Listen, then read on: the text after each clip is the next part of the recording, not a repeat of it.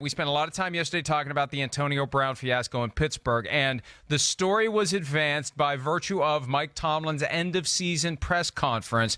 Plenty of things were said, several things not said that are strongly implied. The bottom line is this. Mike Tomlin is not happy with Antonio Brown, and Mike Tomlin acknowledged that Brown went AWOL last week. Right. Now, he glossed over Thursday. I'm told he was a no-show on Thursday. They listed him as not practicing due to a knee injury. They should have listed him as not practicing because we don't know where he is. Right. But Tomlin acknowledged that after Friday, when he told Brown to go get an MRI, there was no communication from Brown at any point after that until Sunday, when his agent, Drew Rosenhaus, called Tomlin on game day and said Antonio's ready to play. And Tomlin said, sorry, that ship has sailed. He's not playing. I haven't heard from him since Friday. So Tomlin was measured, but it's clear that he's not happy. And he didn't huff and puff, but I'm getting the impression they're going to blow Antonio Brown's house down. Well, I would think at some point, yes, they're going to have a sit down and draw a line in the sand and say, listen, there's going to be consequences if you cross this line anymore. Now, I do think Mike Tomlin is angry as hell. He's a great leader. As you know, I stick up for Mike Tomlin. I've been around him. He's a great communicator, and I know he's taken a lot of crap through this whole thing.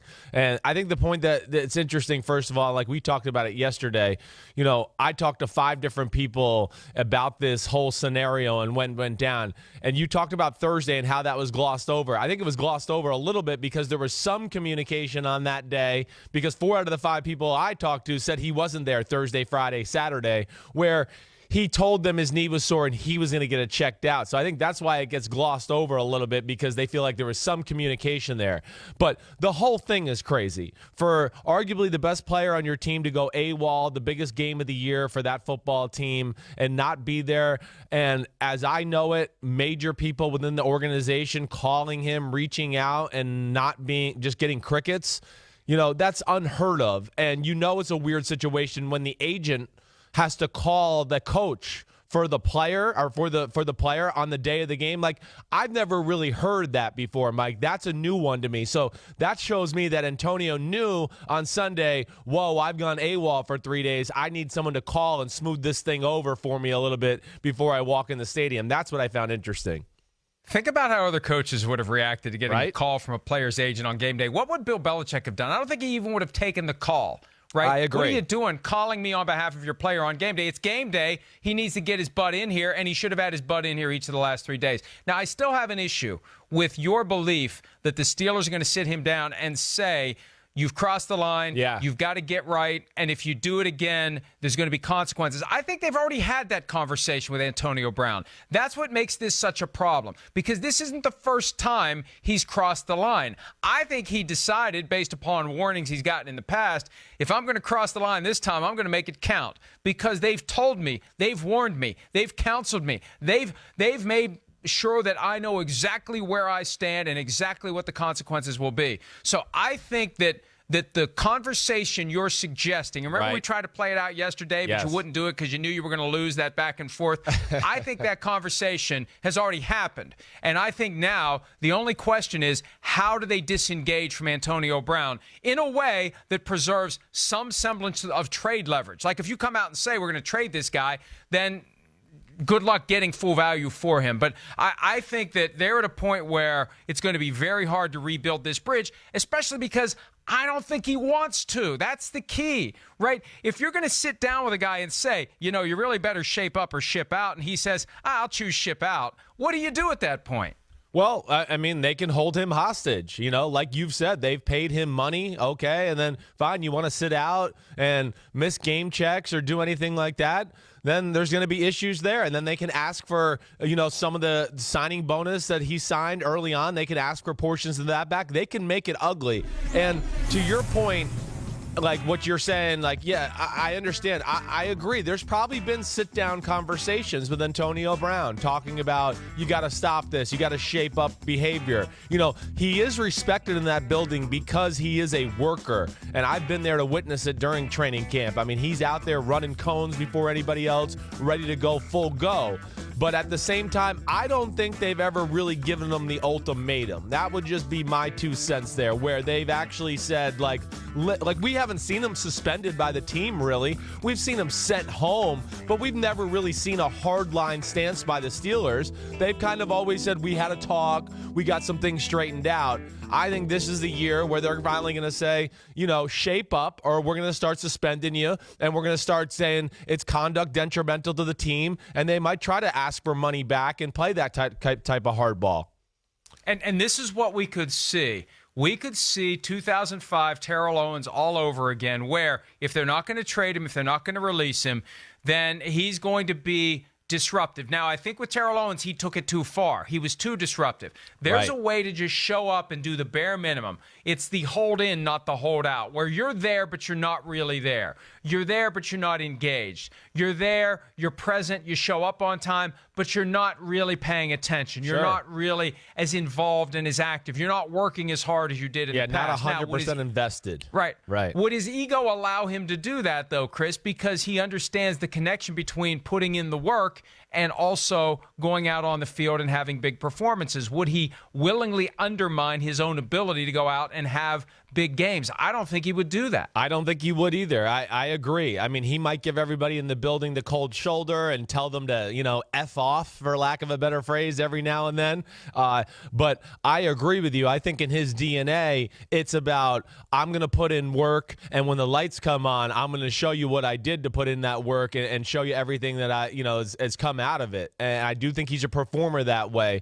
That'll be tough on him. And again, I do think this relationship can be mended. I do, because, first of all, I don't think Antonio Brown is totally crazy. Okay, I'll say, he's a little bit of a loose cannon, but I'm not going to say he's crazy. I think he's a pretty smart guy to know, wait, I'm with the Pittsburgh Steelers. We win every year. I have one of the all-time great quarterbacks throwing me the ball. It works out in a lot of positive ways. And again, I am going to put my faith in a guy like Mike Tomlin. And I know I sound biased, but yes, I'm biased because I believe it, and I've been around the guy before to know what kind of communicator is. We had some personalities on our Tampa Bay Buccaneers defense, after they had won that Super Bowl. It wasn't easy to handle, but man, Mike Tomlin was one of the lead leaders as far as in our coaching staff and the ability to communicate with the Warren Sapps and the Rondé Barbers and the Derek Brooks. And I do have faith that he'll be able to kind of get that going, or at least mend it, Mike.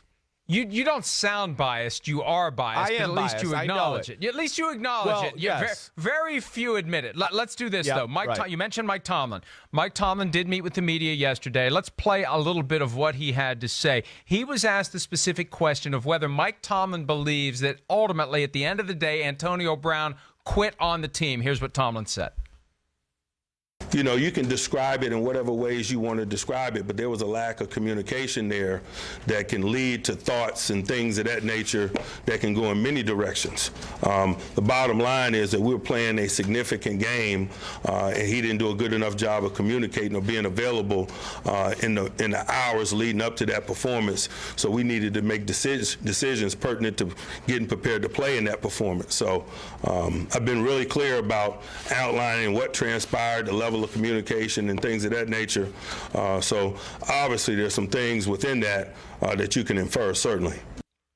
Yeah, that is a very diplomatic way of saying Antonio Brown quit on the team. Pretty much. I mean, when you tell the guy on Friday, go get an MRI and, let's see how it goes, and you don't hear from him again after that until Sunday morning when his agent calls and says he's good to go, that's a guy who's quit on the team. Now, the question becomes, what will the Steelers do? You think that they're going to have this final ultimatum-type meeting, and maybe they'll suspend him and fine him going forward and be more aggressive with him. Right. One possibility would be to just trade him and be done with the distractions now. Mike Tomlin addressed that possibility of Antonio Brown being traded.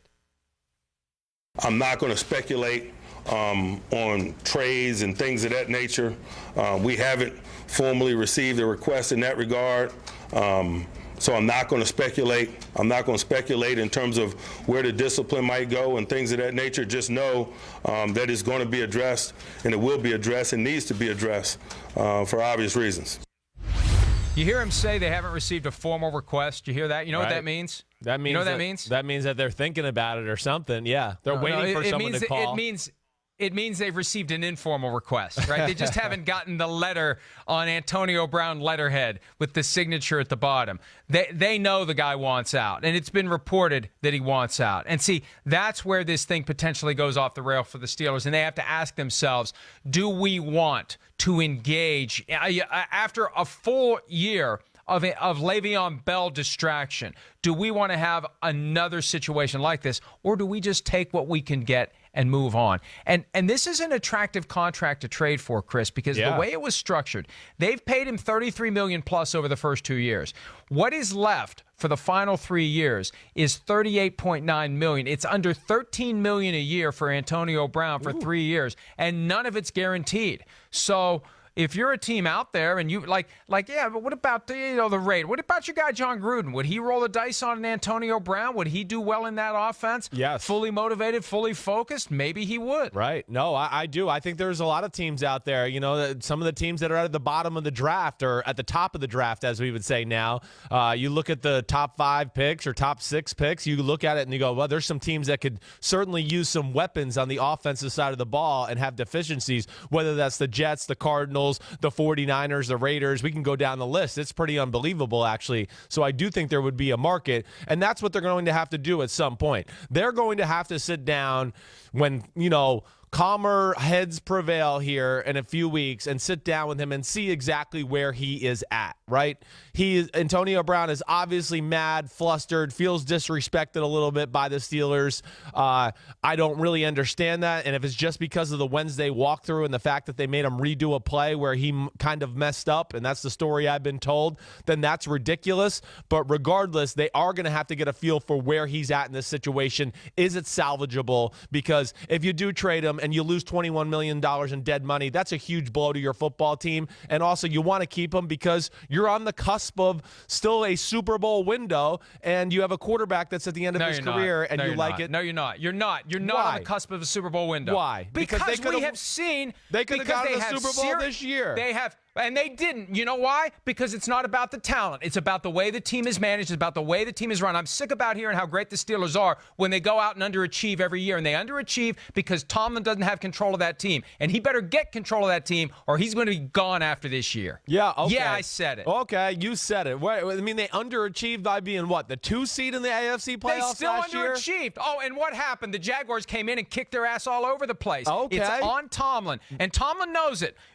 This was the overlooked part of what happened on Wednesday. Right. Tomlin knows he's got to make changes. And Tomlin knows if he doesn't, it's his butt on the line going forward. And it's about time he realizes it. There's a flaw in his coaching style, whether it's situational football, whether it's properly ensuring that these guys, it's one thing to get everyone's, personality on the same page and get these guys all working together. It's another thing to hold people accountable when they need to be held accountable. And he hasn't held AB accountable, and he needs to hold him and others accountable now, or this is going to be on him. Because when you have that talent, if you have a coach that isn't getting the most out of it, at some point you're Mike McCarthy, Chris. Well, okay, but, he's been to 2 Super Bowls. He's won one of them. They're in the playoffs almost every year. They're one of the... Same thing as Mike McCarthy, Chris. Well, but if you chronically underachieve, sooner or later you're gone. No. We got to go. Okay, all right. But go. I don't like how you give him all the blame. Later. He didn't draft him. He didn't sign him to the long-term deal. What do you mean? There's a GM They're there. all talented. He's not that. Right. He doesn't do all that. But we'll talk about that later. Yeah. Get to commercial. All right, we'll talk about it later. Hi, I'm Mike Tirico, and thanks for watching. Make sure to hit subscribe for the latest news and highlights from NBC Sports.